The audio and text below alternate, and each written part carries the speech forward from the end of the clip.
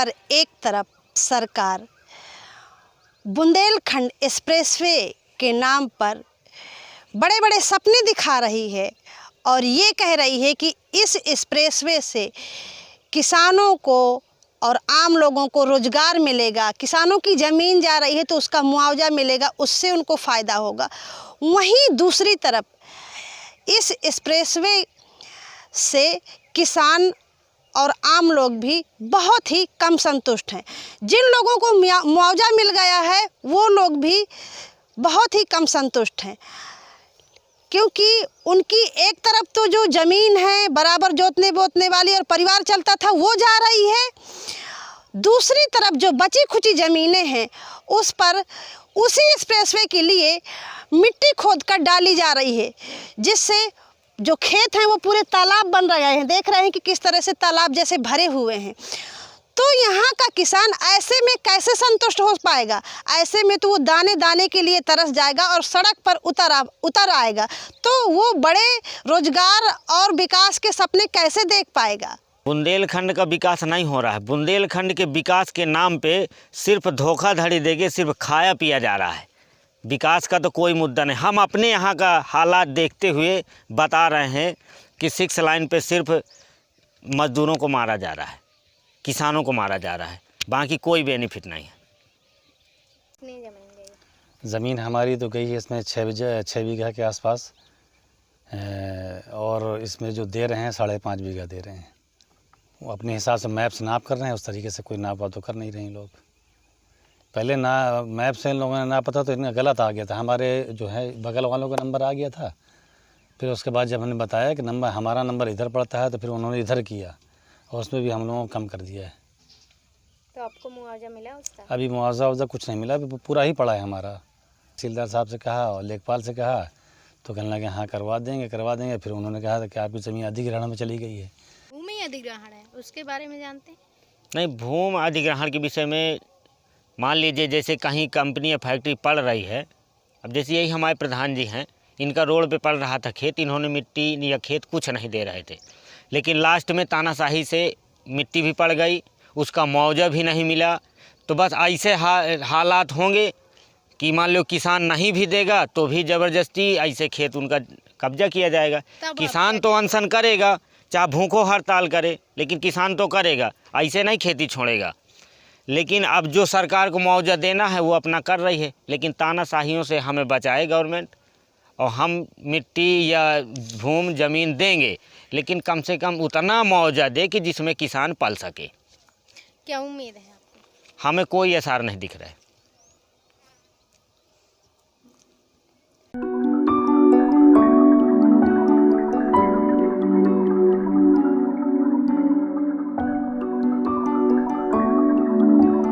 माटी खाएंगे का? हाँ, खेती बाड़ी हमको इतना चले गए। लड़का बियाह है का बैठी, 4 बिटिया 4 था बैठी, 3 था लड़का बैठी, कहीं के माथे भी आएंगे। बाबा तो बूढ़ा पड़ गया। हाँ, और लड़का कमाई दे चाह ना दिए, हम खेते के माथे रहें। हाँ, हम मरी आए हैं। अब 3 था लड़की बैठी। कितनी खेती है आपको कुल? अरे 6 बीघा रही है। 6 बीघा चली गई? इतनी चली गई। अब 3 बीघा हुआ बची हार में। तो और कौन है परिवार में कमाने वाला? किस तरह से पैसा कैसे आता है आपके पास? मतलब कमाई कैसे होती है आपकी? एक लड़का बाहर है, ईटा पर पाएगा, और 2 एक ड्राइवर है, एक प्रधान के रहा था, पूरा प्रधान के जो पागल जो आता था, तो उससे खर्च चलता है। हाँ, अब एक लड़का है तो घर में है, वह जहाँ लगी जा वह करत है, इतना पेट जियाई था। वह आम 2-3 बार बेचत रहे हैं, ये बड्डे आम। अब देख पेड़ रोए आवत है। हाँ, वो तो जमनी बिका नहीं था। हाँ, अब वो फरी रही है आम, मैं सबका खवाओ तो कहू का प्यारन का नहीं लौटाती। तो वहीं से खर्च चलत रहा है। तो हाँ, आपका सब चली, आपका चली, जे लड़का देंगे कमा के ते चली। क्या दिक्कत है जमीन को लेकर जो एक्सप्रेसवे में जा रही है? अब हमार दिक्कत भगवान जानत है, जब नहीं हमार को सुनाई कर रहो है। लड़का दूठा रहन तो दोनों ख़त्म हो गए हैं। बूढ़ है तो कौन अधिकारी की नेरे भ्याजन, न कोहू को चिन्ह रहे, न जान रहे, न पढ़े न लिखे। और 7 भाई हैं, 7 भाई का हिस्सा जा रहो है। तो कितनी जा रही है? जा रही है हमार जात ही, हमारे हिसाब से जात ही 6-7 बीघा बिसवा। वो बता रहे लेखपाल ठकाइयो दगा, रिपोर्ट भी लगा दें। वो कहता है 1 बिसवा जा रही है। जमीन का तो आप लोग क्या करेंगे? क्या करेंगे? न फरुहा करें लाई काहे ने, न खंती करें लाई क्या है ने, न कोनो बारू मोरा मजूरी करें लाई क्या है। आत्महत्या करबे। भगवान के भरोसे हैं। जब लड़के नहीं आए तो को हमें कमा के खवाई, यहाँ अपन तो को खवाई नहीं पावता है। हमें को खवाई बूढ़न का। आप 1 बीघे में 1 लाख तक की हाँ, 50 से 60 हज़ार तक का हम तिली बेच लेते हैं 1 बीघे में। 1 साल की फसल पे 50 से 60 हज़ार की तिली बेच लेते हैं। अगर हम 4 साल 5 बीघे में रख दिया तो 4-6 लाख का तो हम तिली बेच लेते हैं 1 साल पे। क्या मुआवजा है हमारे लिए? ये तो हमारे बच्चों तक भी चलेगी ज़मीन है ये। हम तो खाएं पिएंगे लेकिन बच्चों परिवार तक चलेगा। लेकिन अगर ऐसे तानाशाही में जाएगा तो हमारा कोई भी परिवार तक नहीं जीवित रह पाएगा। सब रोड पे आ जाएगा लोग। ये जो आपके पीछे खाई दिख रही है इतनी बड़ी बहुत दूर तक, क्या है ये? ये ज़मीन है सर। आपका खेत है? अब हमारा खेत है। आपके नाम है? हमारे नाम है। कितने बीघे का है? 5.5 बीघा का है। इसमें 2 बीघा खुद किया है। उधर बीघा खान में जो बचा 2 बीघा, बस उतना ये। बाकी ये तो सरकार वो मतलब ग्राम समाज की ज़मीन खुद गई है। तो ये आपका खेत क्यों खोदा गया है? ये सर ज़बरदस्ती खोदा गया। हमने मना करे बावजूद भी खोद डाले ने। हमने मना किया मतलब फिर भी लठ चलाते थे। कम से कम 10 करोड़ का घपला है यहाँ। अच्छा, उसमें हथौड़ा और दोहा में? हाँ, हथौड़ा दोहा में कम से कम 10 करोड़ का। 10 करोड़ का किस चीज का घपला है? वो जो मिट्टी ले रहे हैं उसका या किसी और का? नहीं, मिट्टी का। मिट्टी का जो खेतों से ले रहे हैं? हाँ, ले रहे हैं। 2,60,000 देते, वहाँ 15,000 रुपए लेते हैं और अपने भाइयों को गाली गलौज बेइज्जत करते हैं, जो है मारपीट करते हैं। अच्छा। और अब कोई बिना किसी एग्रीमेंट के जो है खुदवा लेते हैं। और ये खनन नियमों का भी उल्लंघन है जो है। उसमें ये है कि 1-2 किलोमीटर के दायरे में मट्टी न खोदना चाहिए। बिल्कुल रोड के बगल से इन लोगों ने मट्टी खोदा रखी है।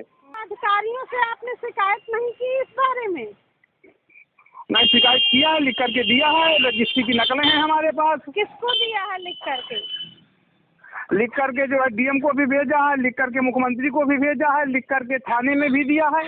अच्छा, ये बताइए जो एग्रीमेंट होता है वो किस हिसाब से होता है खेत की मिट्टी खुदाई का? एग्रीमेंट इन्होंने कराया नहीं। इन्होंने सादे इस्लामों में साइन करा लिए हैं, खाली 10-10 रुपए के इस्लाम में बस। और कोई एग्रीमेंट थोड़े।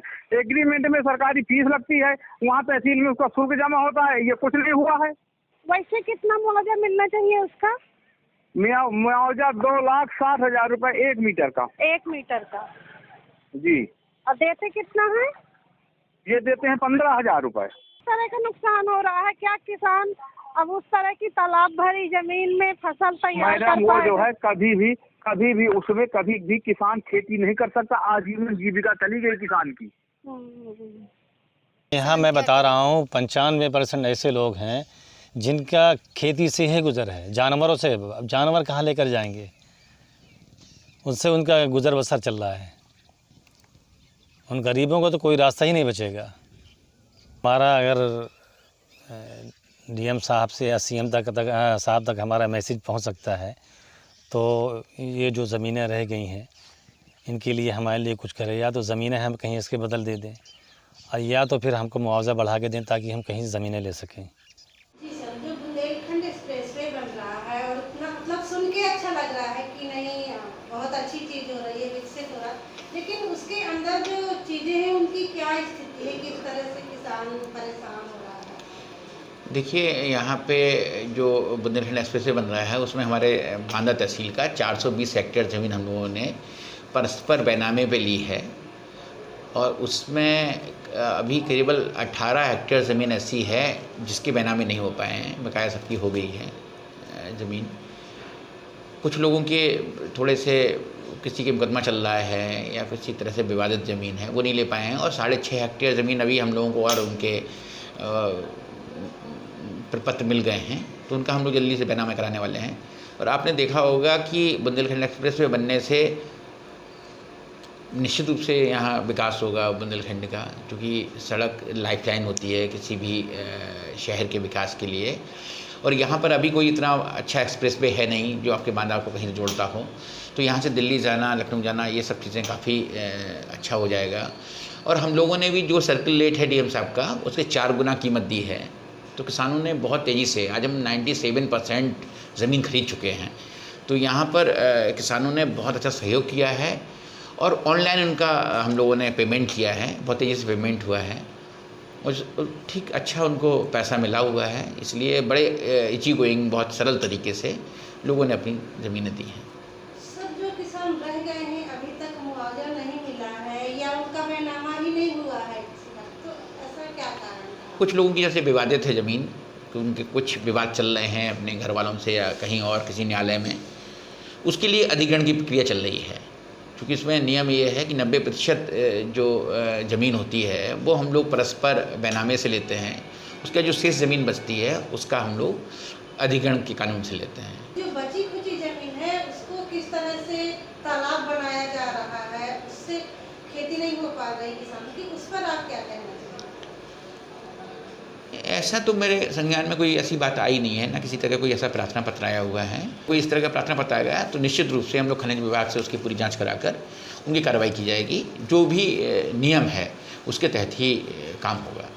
देश के एकमात्र नारीवादी ग्रामीण न्यूज चैनल का समर्थन करने के लिए हमें YouTube पे लाइक और सब्सक्राइब करें, वेबसाइट पे सदस्य बने। खबर लहरिया, आपकी खबर, आपकी भाषा।